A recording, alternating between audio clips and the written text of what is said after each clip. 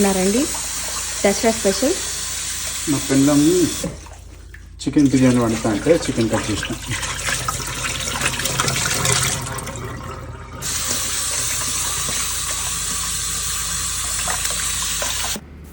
Happy Dasara అందరికీ. మా ఇంట్లో స్పెషల్ వచ్చేసి ఇవాళ చికెన్ బిర్యానీ. మీరేం చేసుకున్నారు మరి? దసరా అంటే ఖచ్చితంగా ఏదో ఒక నాన్ వెజ్ ఐటెం అయితే ఉండాల్సిందే కదా.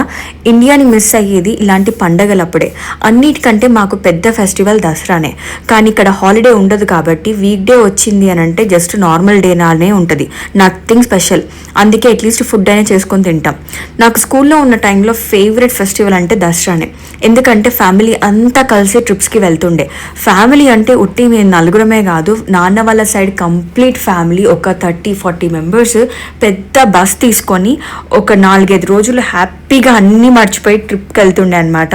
ఫుల్గా ఎంజాయ్ చేస్తుండే, ప్లేసెస్ చూస్తుండే, ఆడుకుంటుండే, కొట్లాడుకుంటుండే కూడా. అలాంటి రోజులు ఇంకా మళ్ళీ రావు.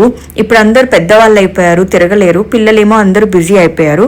అండ్ మన జనరేషన్లో వాళ్ళకి అసలు ఫస్ట్ కజిన్స్ ఎవరో కూడా తెలియకుండా అయిపోతుంది.